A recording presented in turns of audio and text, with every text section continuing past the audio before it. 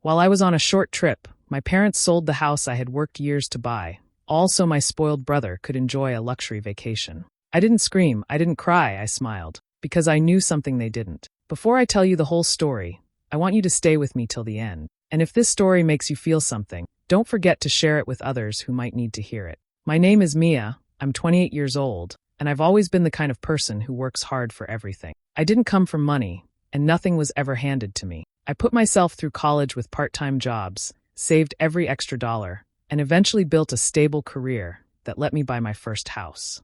It wasn't huge or fancy, but it was mine. Every brick, every corner carried the weight of my years of sacrifice. But if you ask my parents, Karen and David, none of that mattered as much as my younger brother Matt. He's 23, and for as long as I can remember, my parents treated him like the golden child. When we were kids, he got the best toys while I was told to make do.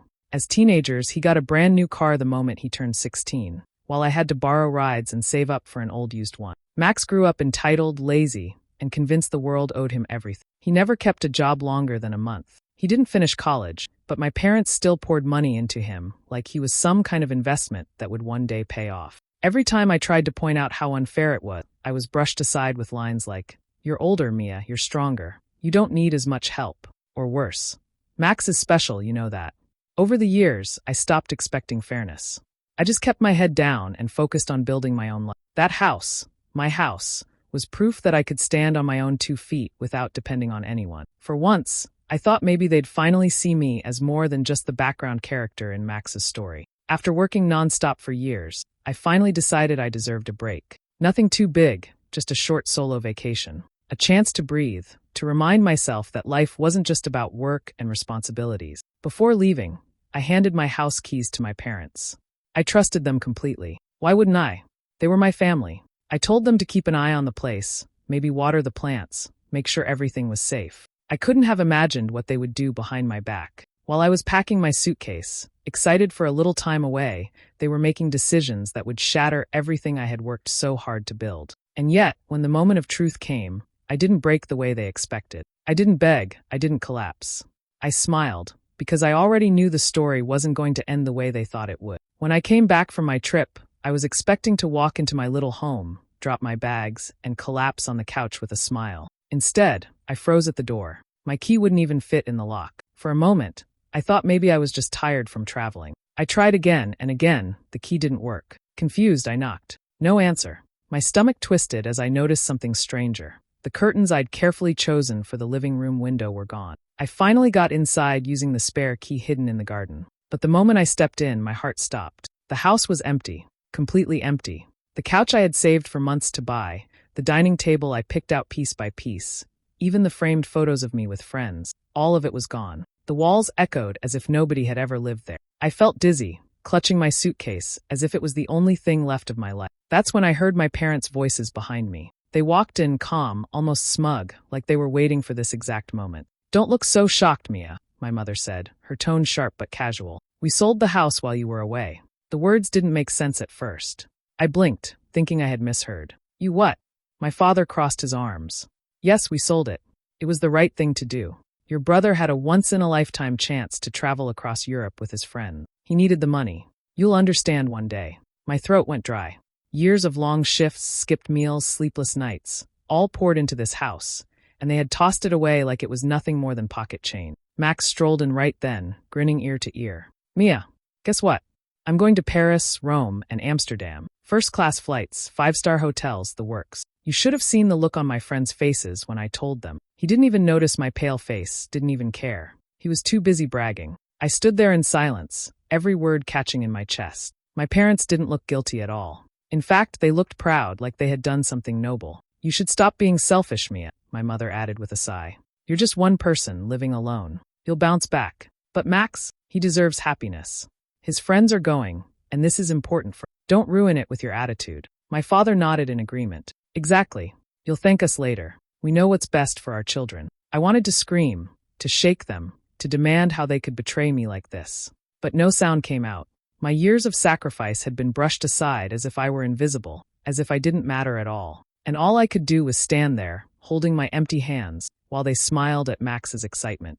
I couldn't sleep that night. My body was in shock, like the ground had been pulled out from under me. I sat in the empty shell of what used to be my home, staring at bare walls, trying to make sense of it all. My parents had sold my house, and yet something didn't add up. The speed, the way they spoke, the smugness in their tone. I decided I needed answers. The next morning, I went to them, my voice shaking but steady enough to ask for the papers. They hesitated, and that hesitation told me everything. When I finally saw the documents, my stomach turned. My signature was there, neat and perfect, except it wasn't mine. They had forged it. My parents had actually pretended to be me, signing away the years of sweat and sacrifice I had poured into that place. "Dad," I whispered, holding the papers, "you forged my name. You stole from me." He didn't even flinch. He looked at me like I was a child throwing a tantrum. "We're your parents, Mia. We know what's best for you. You'll bounce back, you always do. But Max, he needs this more than you do. Don't make this harder than it is." Every word cut deeper. They weren't even sorry. In their eyes, my pain was nothing compared to Max's happiness. And speaking of Max, he wasn't hiding his joy. He sat on the couch scrolling through his phone, laughing as he posted updates. "Can't wait for Paris. First stop, shopping in Milan," he said loudly, making sure I could hear. Then he smirked at me. "Don't be bitter, Mia. You'll be fine.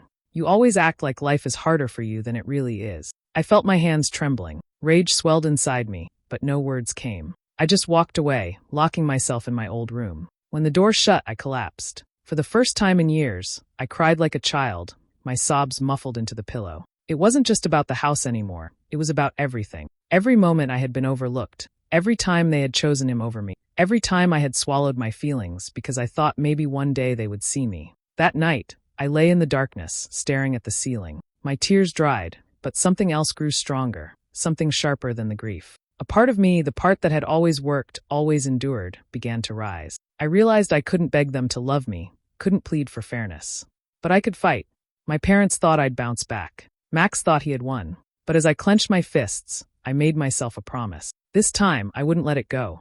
They had taken everything from me, and I would make sure they learned that betrayal comes with a price. The next morning, I wiped my swollen eyes and forced myself to think clearly. Crying hadn't fixed anything, and it never would. I needed help, and I knew exactly who to call. Jessica, one of my closest friends from college, had become a lawyer. She'd always been sharp, practical, and unafraid of standing up to injustice. If anyone could guide me through this nightmare, it was her. When I told her what happened, she didn't waste time with pity. "Mia," she said firmly, "what they did isn't just wrong, it's criminal. If they forged your signature, that's fraud. And if they used the money, that's theft. But we need proof. Every piece of evidence we can get." Her words steadied me. For the first time since I returned, I felt like I wasn't powerless. I started digging. I checked the bank records linked to the sale, and what I saw made my chest tighten. A direct transfer of the house money had gone straight into my parents' account. From there, transactions spilled out like a roadmap. Payments for airline tickets, luxury hotels, and shopping deposits, all tied to Max's so-called dream vacation. Jessica's voice echoed in my head. "Paper trails don't lie. This is gold, Mia. Keep going." So I did. I gathered copies of the sale papers, highlighting my forged signature. I printed the bank statements. I saved screenshots of Max bragging online about his trip, every detail dripping with entitlement. The more evidence I stacked together, the stronger my case became. But when I confronted my parents, hoping for at least an ounce of guilt, they brushed me off like I was being dramatic. "You're making this into something bigger than it is," my mother said with a roll of her eyes. "We did what we had to do for the family." "Family?" I snapped, though I kept my voice controlled. "You stole from me." My father waved a dismissive hand. "You'll get over it. Stop exaggerating. Max's happiness means more right now than you holding on to a house. Don't be so selfish." Selfish. That word burned me from the inside out. They had taken everything I had built, and I was the selfish one?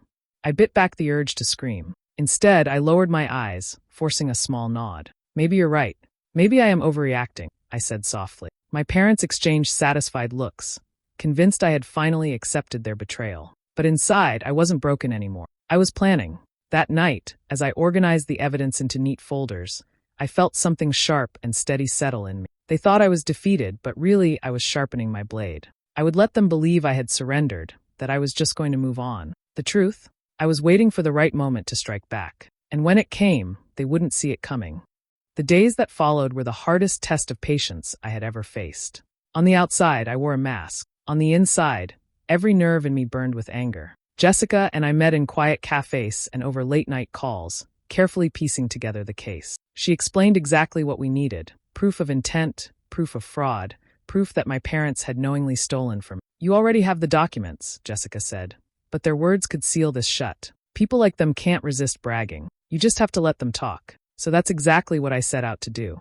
I started visiting my parents again, acting as if I had let everything go. I put on my sweetest smile, brought over groceries, even asked them about Max's trip like I was happy for him. They bought the act completely. To them, I was the daughter who had seen reason, the one who had accepted that her sacrifice was for her brother's good. What they didn't know was that every time I sat across the table, sipping tea or nodding politely, my phone was recording. I let them ramble, feeding their egos with small comments like, "You must feel proud helping Max like this."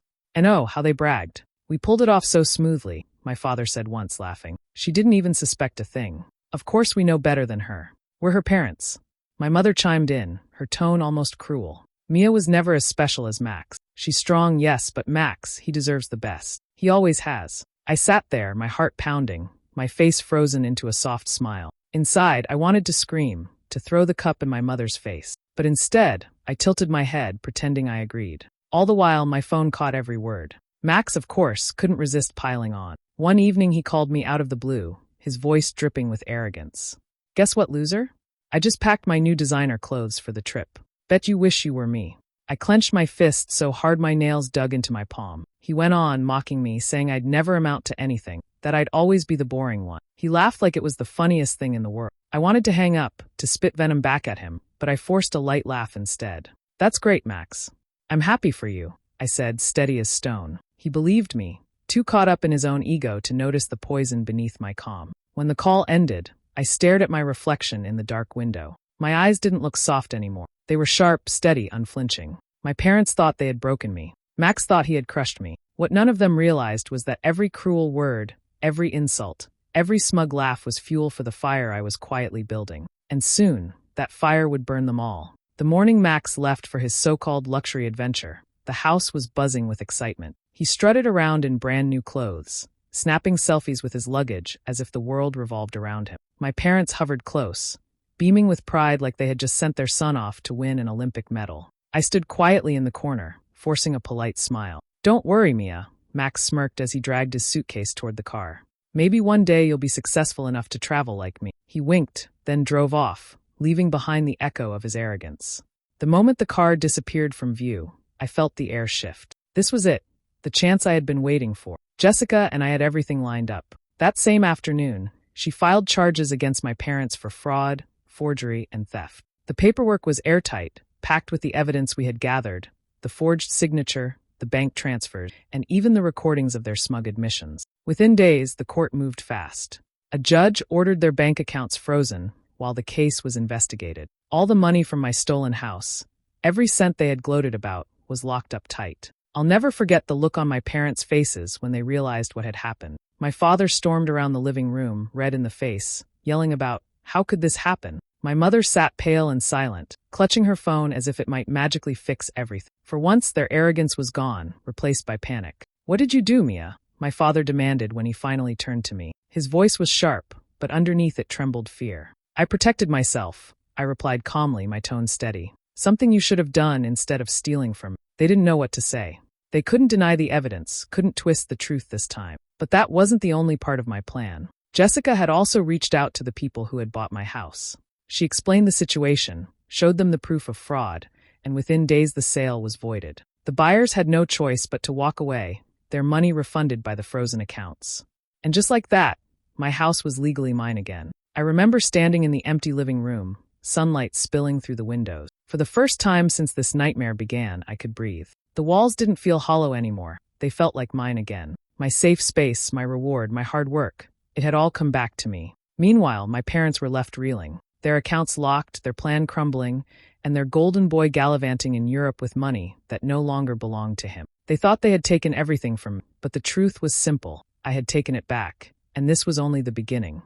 Chaos exploded in my parents' house the moment reality sank in. The bank accounts were frozen, the money was gone, and the house they thought they had snatched away was back under my... David stormed through the living room like a madman, his face bright red, fists clenching at his sides. "You ungrateful child," he shouted, his voice echoing off the walls. "After everything we've done for you, this is how you repay us? Dragging us into court? Ruining your own family?" I stood still, letting him roar, my calmness only fueling his rage. Karen, on the other hand, collapsed into a chair, tears welling in her eyes. Mia, please, she begged, her tone trembling. You don't understand what you've done. You've torn this family apart. For what? A house? Some money? Was it worth destroying us? Her words might have cut me once, but now they only sounded hollow. I met her gaze, my voice steady, unshaken. No, Mom. I didn't ruin this family. You did. The moment you forged my name, the moment you sold my future for Max's fun, that's when you destroyed everything. Don't put that on me. David slammed his hand against the table, but he had no answer. The truth hung heavy in the room, undeniable. And then, as if on cue, the phone rang. Karen answered, her face lighting up when she saw Max's name. But the joy drained away as soon as she heard his voice. Even from across the room, I could hear his frantic shouting. What do you mean my cards don't work? He bellowed over the line. The hotel says I can't pay. They're threatening to kick me out. Fix this right now. Karen stammered, trying to calm him, but his fury only grew louder. I'm stranded in another country. Do something. I held out my hand. Give me the phone. She hesitated, then reluctantly passed it over. I pressed it to my ear, hearing Max's rage pouring through.